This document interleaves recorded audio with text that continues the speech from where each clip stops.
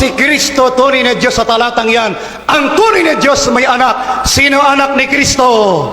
Kaya mali ang pagkaunawa niya diyan sa talatang yan. Anyone who is not for truth will going to reject the truth or will destroy the truth. They will misinterpret this sentence. Those others who misinterpret the truth is as if they really couldn't understand what they are reading.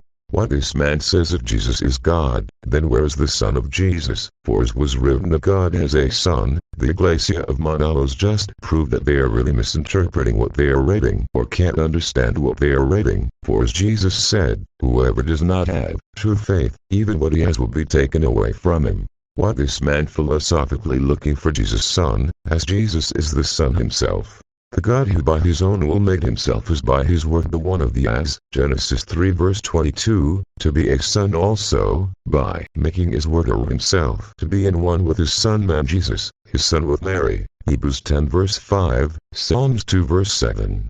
Jesus is not God as, because he is the Son of God, but because he is the Word, the mind of God, the one of the as, Genesis 3 verse 22, the God that made himself to be Son also, by making himself in one individuality with the man Jesus forever through the womb of Mary. So as because he made himself to be on one with the man Jesus forever, so God raised the man Jesus his own Son to himself. This was written both in Bible and Quran, to make him God also, as because he was in one with the Word, the Christ, so God made the man Jesus to be God also forever and gave his name which is before the world begun, Yahweh Yahweh or Jehovah, which means I am and or amen or be, so that they will be all in one God, as they are one as what God and Jesus had preached in such ways of speaking or teachings. This 1 John 5 verse 20 was intentionally made to be ambiguous by John, as John was imparting or implying or referring what Jesus had said, I am the Father are one. It was clearly stated that the Son of God has come and has given his understanding so that we may know him who was true. This word so that we may know him who was true was accordingly ambiguous, as this could either be referred to God or to Jesus, as both the God and Jesus are true indeed.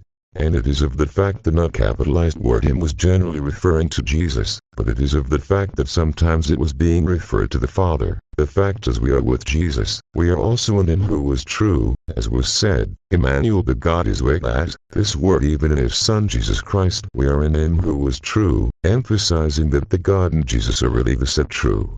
Again the words even in his Son Jesus Christ.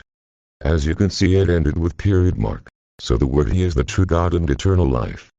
The capitalized noun he is again referable as either to God or Jesus. The proof that John made this John 5 verse 5 to be intentionally correctly ambiguous, as because John ended the sentence and we are in him who was true even in his Son Jesus Christ. With period mark, because if John were really just referring to Jesus, then he will not put period mark in that, and as though John could make it so that we may know Jesus who was true, or so that we may know God who was true, but John did not decide to make it either of these two, but he rather used the pronoun him so as to have a desired a quotable ambiguous statement.